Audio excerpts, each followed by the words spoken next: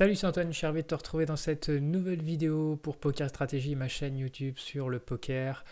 Aujourd'hui, je te propose dans cette vidéo une review de session qui sera en deux parties avec les toutes premières tables de NL20 sur Winamax, de la NL10 et puis après en fin de session, je vais move up petit à petit sur de la GoFast NL10, toujours sur Winamax. Donc c'est parti pour deux tables en review. N'hésite pas à mettre un like, un commentaire, je t'encourage à commenter, à me dire ce que tu en penses, voire à réagir sur certaines mains que je peux montrer. C'est parti pour cette review. On démarre donc avec Dame 9 offsuit au big blind, donc je complète. On tombe sur un flop avec 3 as. On va voir ce que fait l'adversaire. Il décide de mettre 4 blindes de pot. Bon, je vais pas lutter dans ce coup parce que j'ai que 2 cartes. Même si je touche un 9, je suis pas sûr d'avoir la meilleure main. Enfin, j'aurai un full, mais c'est des coups à perdre de gros. Donc, bon, je lui laisse tout petit pot. Je ne discute pas. S'il a la moindre paire, 3, 6, 12, 24. Enfin, j'ai 12% turn de toucher un full, dont je ne saurais jamais vraiment, à part avec une dame où il serait pas mal. Donc, en fait, j'ai très peu de. Je peux pas payer ce coup, je suis obligé de lui laisser. Valet 2, c'est un limp, donc du coup je me retrouve dans ce coup, je vais check, j'ai rien touché. Puis à la moindre mise, je vais m'en aller aussi sur ce board. Donc table NL. Alors NL20 à gauche, NL10 à droite, hein, j'ai pas précisé. La NL20 donc est à gauche. Alors sur cet As-Valet offsuit, on a sur un limp et donc 5 bébés du bouton. On va voir ce que j'ai décidé. C'est un peu. C'est vrai que. En fait, c'est des récréatifs, donc j'ai envie de jouer contre eux, quoi. Donc c'est pour ça que je pense que je vais élargir ma range et je vais décider de call. Je vais pas 3 bet cette main-là de toute façon. Donc en fait, c'est soit je call, soit je fold. Et comme je suis de face à deux récréatifs, j'ai envie de rentrer dans plus de coups contre eux. Donc je just call. Même si, voilà, je vais pas être, ça va pas être top. Par exemple, je vais pas m'embarquer dans un coup. Là, ça va être compliqué, quoi. J'ai pas touché. J'ai pas hit. On va voir s'il s'est bête. Pour l'instant, il s'est bête 100% du temps. Bon, il l'a pas fait ici. Quand il s'est bête pas ici, bon, admettons, on peut prendre en même temps, j'ai call 5 bébés, donc peut-être ça lui fait peur aussi. Peut-être il a de la showdown value aussi, avec une main. Parce que sinon, en fait, tout ce qui n'a pas touché. Enfin, après, j'ai que 10 mains contre lui, je le connais pas. Est-ce que c'est un bluffeur ou pas? Là, on top, donc 2 overcards plus flush draw. Il a pas ses bêtes, donc je pense que je vais décider 2 bêtes. Et je vais bet du coup assez cher. Entre 2 tiers et 3 quarts. Même 3 quarts, ça aurait été mieux. Voilà, je mets un peu plus, donc c'est bon. 9 bébés, call, je touche pas river. Bon, bah, du coup, je vais abandonner ce coup.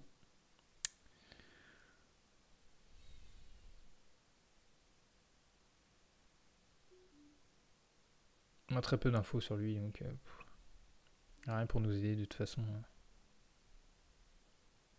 Aussi, j'avais gutshot avec un 8, je pouvais faire quinte. Alors, ok, j'hésite. Non, je vais check quand même, ouais, parce que bon, bluffer ici. Encore une fois, il n'est pas censé avoir une main forte, super forte ici, parce que il a pas ses bêtes flop. Il a just call turn. Je bloque genre value 8.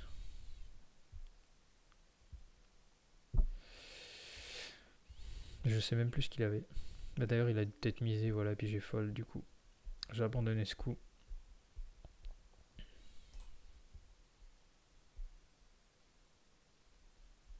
Mais j'ai du mal à.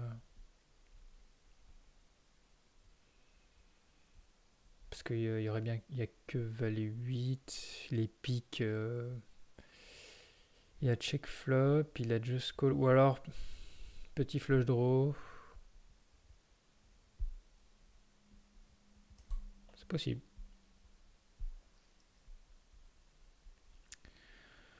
Ok, on se retrouve avec 6 et 7 suités. J'open cutoff. Je call par le bouton. Alors la big blind s'en va. On tombe sur roi 7, 8. C'est un board que je vais c-bet, ben, surtout face, enfin, bon, pour l'instant je le connais pas, mais s'il est un peu plus règle, c'est un board que je vais tout le temps c-bet 50-55% du pot, voire 60% du pot. Donc c'est pas tellement pour le set que je bet ici, hein, évidemment. C'est plus parce que face par rapport à un board hauteur-roi, hauteur-as, normalement je suis censé... Enfin là je crois que je vais choisir l'option de 2 barrels, cet as. Encore une fois c'est dans ma range. Et je vais faire folder toutes les pockets paires qui me battent. Et des gut shots aussi qui vont fold. Je suis ok pour 2 barrels. Même si la call quand même assez vite au flop. Mais du coup voilà il fold, je pense que c'est ça. Enfin je pense que c'est un bon board à 2 barrels. Et de temps en temps on a fait fold d'une main qui nous battait, donc c'est bien. Le damage, je me retrouve embarqué encore une fois dans un pot limpé à droite sur la NL10. Du coup j'ai rien, je vais check.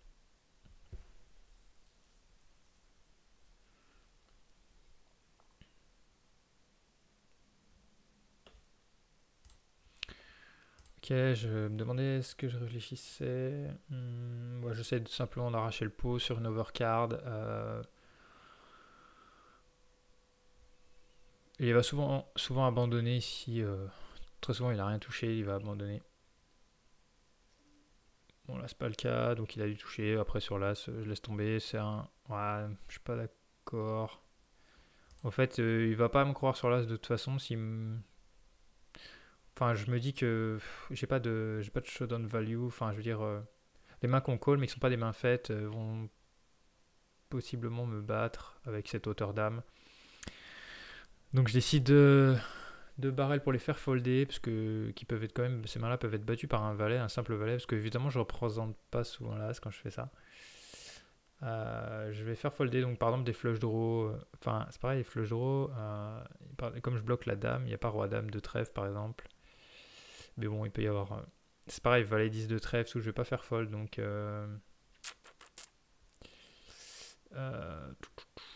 Bon, c'était ça l'idée en fait, c'était 2 barrels. Mais je crois que c'est pas bien joué. Contre un récréatif comme ça, j'aurais peut-être préféré abandonner. Du coup, je me prends tapis dans les dents. Donc là, vraisemblablement. Bah, soit il a paire de 2, soit paire de 3, soit. Moi, je le mets sur un full. Et de temps en temps. C'est vraiment il a run genre As-Dame, River. Ou As-3. Il peut faire ça avec As-3, il peut faire ça avec. Ouais, ces mains-là. Mais de toute façon, je pense que c'était pas une bonne idée de barrel face à ce profil-là. L'idée, c'est juste d'arracher le coup turn et c'est tout, quoi. C'est pas bien grave.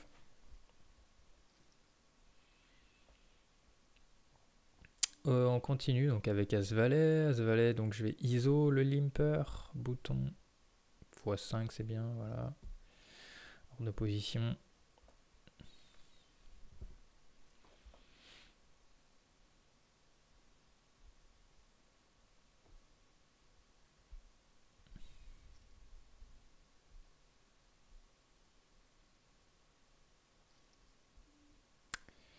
Il call. Bon, ça c'est un board, je vais systématiquement bet. Donc 33%, 35% environ. Ça gagne. As-8, 2,5 au bouton. As-5 off, on va fold à droite. Alors, Thiago, il call. On se retrouve sur valet 4-3. On n'a pas grand chose. C'est un board valet haut. C'est des boards qui touchent les ranges de défense. A priori, je vais pas ces bêtes ici. C'est un récréatif. On sait pas encore trop s'il est coin station ou pas. Doublette du valet, donc il en a moins déjà, c'est sûr. Double check. Double check. Je peux encore check. J'ai une hauteur as. qui peut être bonne. Si je bet ici, je vais pas représenter des masses, donc voilà. Et puis du coup, sur un troisième valet, il check, et je vais recheck ma hauteur as. Voilà, ça gagne. Je vais passer à 5 et je vais certainement open 9 et 10 au bouton à droite. Voilà. Ça gagne les blindes. Alors, on se retrouve à gauche maintenant sur une table de GoFast NL10 et à droite, c'est la NL20 qui était à gauche tout à l'heure, donc qui est passée à droite. Et puis quand cette table va devenir moins intéressante, je vais la lâcher et puis je vais démarrer une deuxième NL10. On est aussi pendant le happy hour, hein, donc j'ai envie de faire tourner les mains pour débloquer les bonus. On se retrouve avec un flush d'euro river sur un board qui a été complètement checké tout du long. Je vais mettre un tout petit bet juste pour faire payer.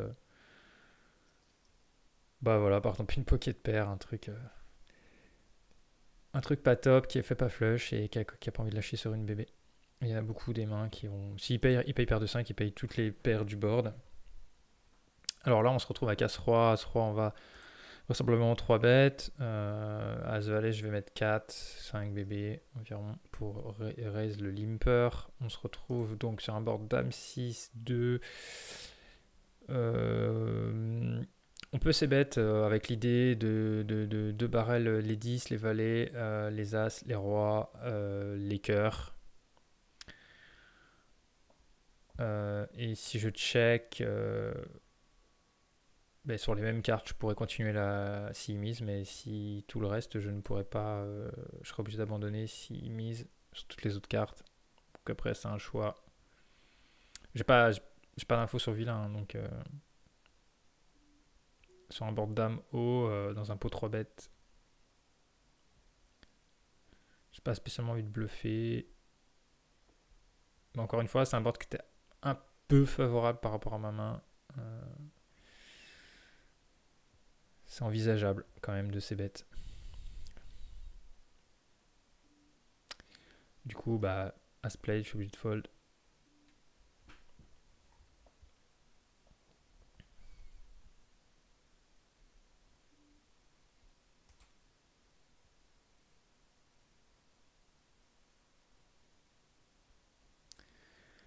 Je suis en train de compter 9, 10, 11, 12, 13, 14, 15, 40%. J'avais 40% de chance de toucher une carte qui améliorait ma main. Turn, plus la fold d'équité. J'aurais dû c-bet quand même sur le pot 3 bet avec As-Roi. Je pense que c'est mieux de c-bet. Que j'ai au moins 10% de fold d'équité, donc ça veut dire que j'ai un bet qui est avec un 50% pot, j'ai un bet qui est rentable, je pense.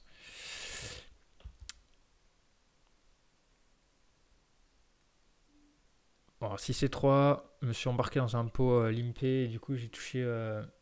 En fait, j'essaie de regarder avec le peu d'infos que j'ai, voir s'il est un peu aggro, si je préfère. En fait, la question que je me pose ici, c'est est-ce que je dois check pour check raise? Est-ce que ce joueur va bet dans deux joueurs qu'on check dans ce pot limpé? Ou est-ce que je décide tout de suite de bet moi-même parce que j'ai pas non plus envie de laisser une carte gratuite ici, hein, beaucoup de tirages. Je décide de bet, par contre, ouais, j'aurais pu mettre carrément 3 ou 4 bébés overbet, mais bon.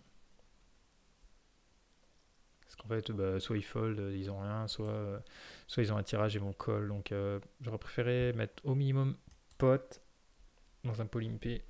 J'ai pas osé. Je voulais les garder. Mais il y a beaucoup de turns qui vont être compliqués à jouer, hein, donc j'aurais préféré mettre un péchon par rapport à la taille du pot. Ici avec As-Roi, 2,5, ça remporte les blindes.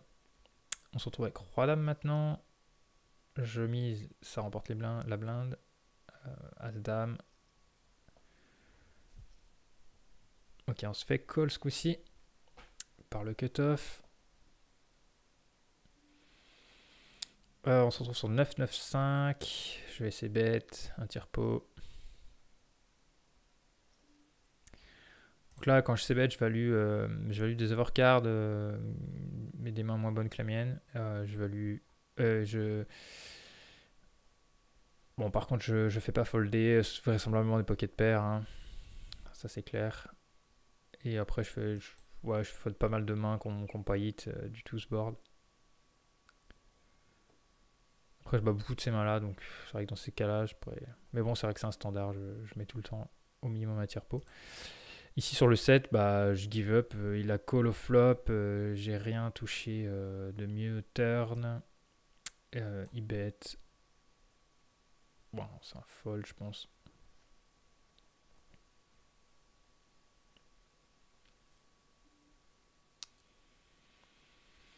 Parce que bon, à part un roi dame qui va bet sur mon miss c bet et qui fait fold la meilleure main, je veux dire, je veux pas grand chose river. 9 et 10, non, là je passe. J'ai dû oublier de couper. Paire de 3, je décide ce coup-ci avec paire de 3, une paire si faible. J'ai envie d'aller voir le flop, mais j'ai pas envie de ISO. C'est un peu faible. Il y a souvent des overcards, même tout le temps des overcards au board, donc il y a vraiment que quand je peux toucher un brelan. Il se trouve que là, bon, il y a que des recrets qui sont rentrés, personne à ISO. Personne à miser, j'ai full. Je vais pas mettre très cher si je bête. Moi, je mets 3 quarts du pot, c'est un pot limpé. C'est juste pour faire folder ou faire payer toutes les overcards qui ont 12% de toucher un full mieux que moi river turn. Évidemment, je vais pas faire fold les autres pockets, donc ça éclaircit un petit peu. D'autant plus qu'on était 4. Bon, bah maintenant, je vais check. Il peut y avoir un 8 en face et des paires mieux que la mienne. Ça recheck, je check et ça gagne. Donc on voit, hein, j'ai fait payer, c'est ça, des gens qui avaient 12%. Et là aussi 12%, mais en plus ils se bloquaient entre eux, donc ils avaient moins que ça. Mais voilà, bien joué on va dire.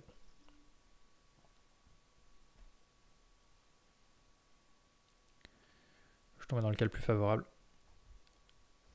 Là donc c'est Roi 10 que j'ai open, MP, je me fais call cut-off, bouton. Je me retrouve sur, même avec le big blind, bah du coup c'est un check, hein. On a middle pair, backdoor flush, backdoor quinte, avec une overcard, c'est un check. Pour check call a priori, au moins une street.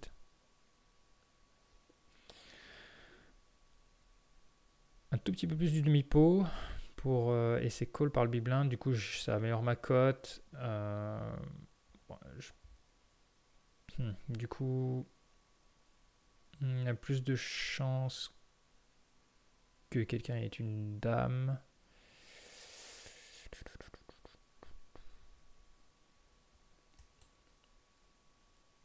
Il peut y avoir valet-valet qui a pas trop bet préflop ou squeeze et qui voilà qui va juste soit bet 7 soit call les 7. Il y a juste As-10 qui me bat au niveau des 10 et Dame 10 bien sûr. Je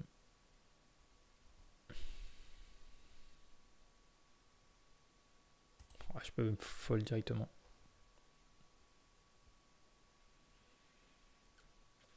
Parce que As-Roi m'aurait peut-être 3 bêtes, pas toujours. Après je bloque As-Roi aussi. Il y a des rois dames que je bloque un peu. Il y a des rois valets, il y a des valet 9, valet 8, il y a... Ouais, je dis c'est call parce que vu que lui est rentré dans le coup, mais ça va être très compliqué. Parce qu'en fait, le problème c'est que ici ça va soit m'ouvrir un flush draw, soit m'ouvrir une gut shot.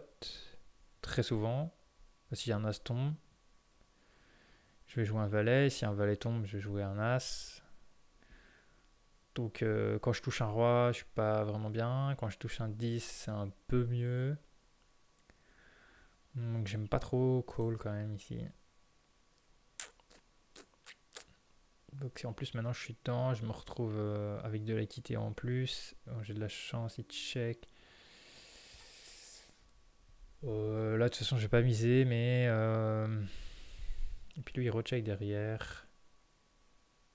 Bon, c'est vrai qu'une dame, si lui-même a une dame maintenant, mais qui était pas top, c'est pour ça qu'il a peut-être pas raise. Même si maintenant il a double paire, il n'a pas forcément envie de miser. Donc, bon, de toute façon, pour moi, c'est un check ici, hein. Et on va prier pour qu'il check. Et on n'aura pas souvent la meilleure main quand même. J'ai pas envie de bluffer dans deux joueurs. Il met 15. Je vais folder, mais on va voir la main. Valet dame des deux côtés.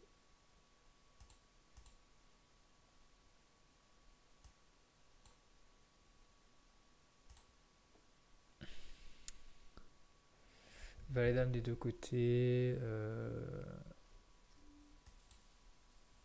Il met demi-pot, ouais.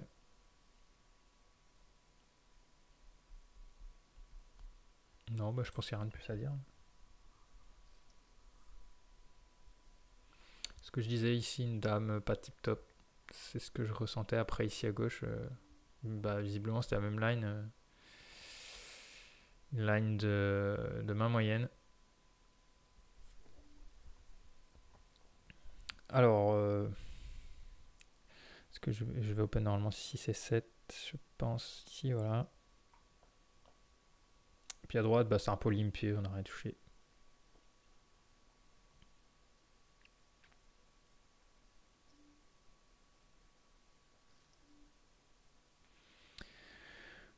Ce roi valet 7, je pense que je vais pas c-bet ici. Bon, c'est un board qui touche ma range, effectivement. Ouais, j'ai décidé de c-bet, mais en fait, il y a beaucoup de tirages. Donc en fait, il va falloir 2 barrels, tout ce qui fait pas rentrer de tirage si je bet ici. Barrel les as et barrel tout ce qui fait pas. Enfin, et encore les as, c'est chaud. Donc là, on préfère le voir folder tout de suite, hein. Mais sinon, bah, par exemple, là, typiquement.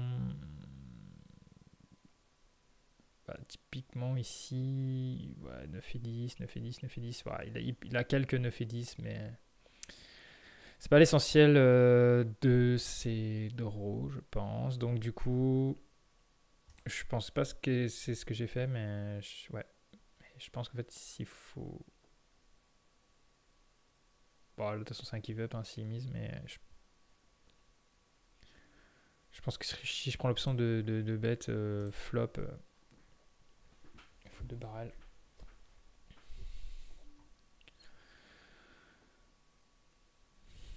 Donc, ouais, je pense que c'est pas très bien joué. Même si, effectivement, hein, il y a des rois dans sa range, mais il n'y a pas que ça.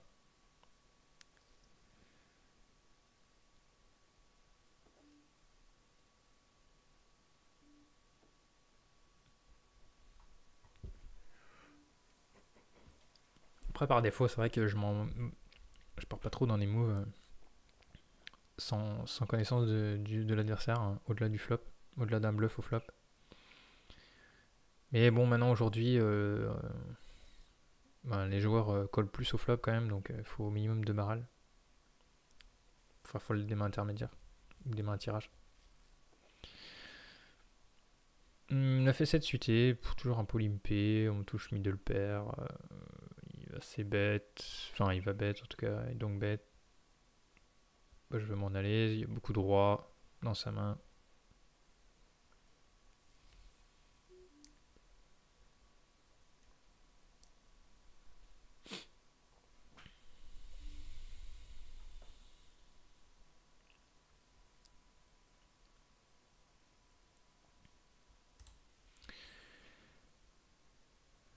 Ouais, je vais passer.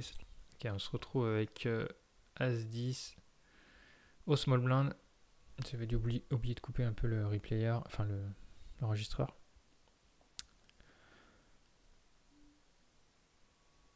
Voilà, je vais c-bet. Même. Ouais, voilà. C'est la fameuse main qui était dans la review de la semaine. Et donc ici, paire de roi, c'est un open. Donc, du coup, c'est intéressant de voir la vitesse à laquelle je joue. Je pense avoir moins réfléchi sur ce coup. Voilà, donc c'était l'option check raise.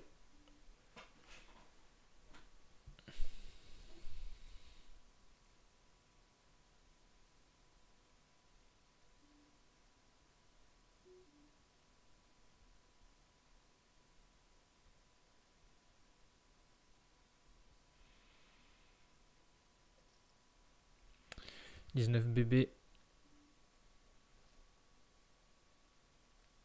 Et donc voilà, c'est comme je l'ai dit dans la review de la semaine sur cette main-là. Bon, quand il s'ébête demi-pot sur mon bis s'ébête et qu'il colle le check raise, j'y ai pas réfléchi, mais il a beaucoup de 10 parce qu'il va abandonner en fait tout ce qui est pair, genre juste un roi, un truc comme ça. Les doubles paires, ouais, double paire, il va abandonner là si je remise, si jamais il a call genre roi dame qu'il a pas voulu lâcher. Euh, Brelan 9 et parfois Brelan de valet qu'il peut avoir. Il va call. Bon, de toute façon, ici, voilà, j'ai pas envie de prendre l'option de bet petit, donc je prends l'option de bet gros. C'est soit petit, soit gros. J'ai pas d'infos sur lui, comme quoi il sera. Ouais, il snap call. Hein. C'est snap, donc il m'a pas cru du tout. Bon, je sais pas s'il me mettait sur un pic ou quoi, mais. Ouais, ou après, il peut penser que peut-être j'ai As-Roi de pique ou As-Dame de pique. Je peux faire ça. Ou Roi-Dame de pique. Donc il snap call, mais je pense que j'ai pris le max de value ici. Je pense que c'est compliqué de prendre plus quoi qu'il arrive. Face à son range. Je pense qu'on est déjà bien tombé. Je suis bien tombé. Donc l'As-Dame. J'ai call, je crois. C'était un peu vite, j'ai pas fait gaffe, mais je crois que j'ai call. Et sur 10-6-2, je vais folder. Hein.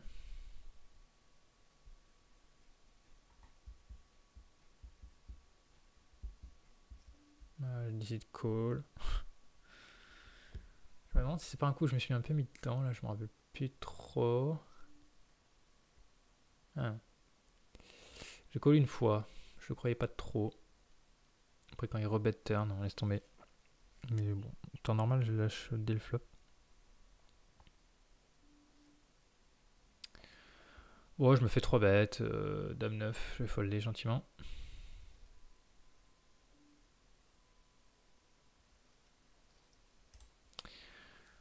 On se retrouve avec As-Roi suité, open standard, cut-off.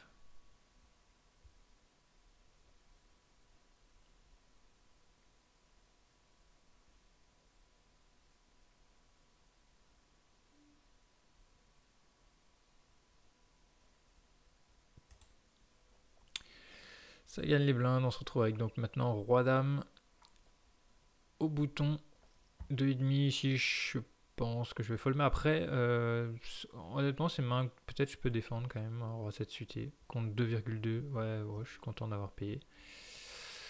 Toujours récréatif. Qui open si petit, on peut aller voir un flop.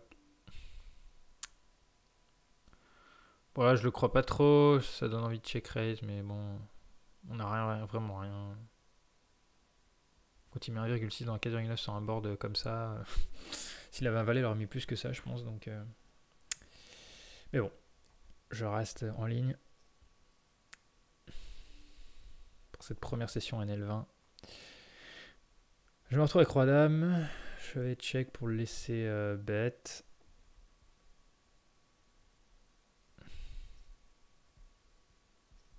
Je pense que je suis parti pour le check raise.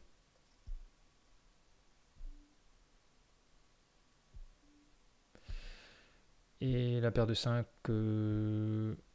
En fait, vu que je suis au bouton, qu'on est KV max tous les deux, j'ai largement la cote en fait. C'est intéressant avec une pocket pair dans cette situation. Il a ISO raise face à 3 joueurs, donc il a une range forte. Et quand on a des pocket pairs, on veut des ranges fortes en face. Voilà, quand on touche brelan, comme ça on a plus de chances de déstacker. Quand à ta droite, bah du coup, j'imagine que j'ai check raise. Ah, j'aime pas trop call là.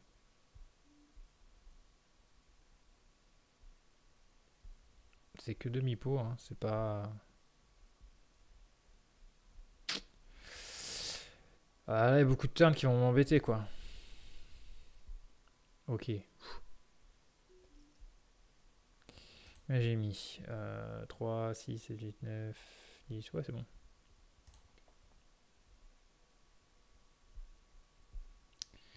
Voilà, donc là typiquement on fait brelan, il y a un board d'auteur roi, j'ai deux adversaires, ils bêtent assez cher, ils c-bet assez cher, donc là c'est cool.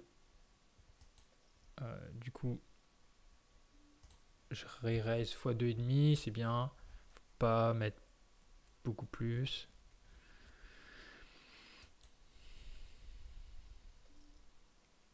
On met tout, hein. On met tout. On tombe contre les as qui n'ont pas compris la manœuvre et on prend tout. Voilà, c'est la fin de cette première partie de review pour cette NL20, NL10 sur Winamax. J'espère que cette vidéo t'a plu. Avant de partir, un like comme d'habitude, un commentaire, t'abonner à ma chaîne si ce n'est pas encore fait. C'est important pour moi, pour m'aider à faire connaître ces vidéos également. Je te donne très vite rendez-vous pour la deuxième partie de cette review. C'était Antoine pour Poker Stratégie. Salut!